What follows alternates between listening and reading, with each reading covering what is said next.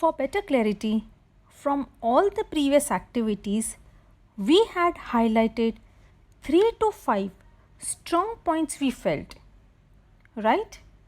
For likes, what we really liked, and for dislikes, we highlighted that we never ever wanted. Also, what must be in our ideal for such situation. So now take a fresh sheet of paper and write only the highlighted points under the same header we had done for the activity in such a way that all the writings don't get merged.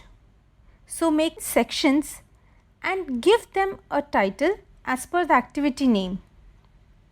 Also, all the points we have highlighted should squeeze into one page only.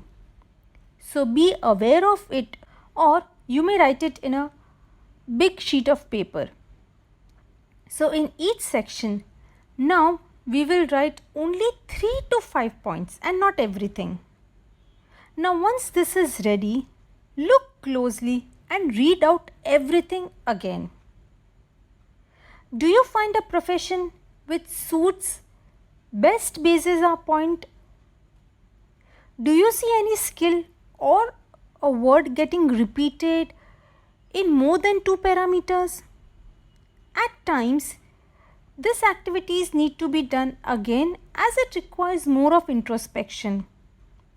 Also, you may show it to some senior or a friend and ask them, with such a person's taste in likes and dislikes, what profession should he or she prefer?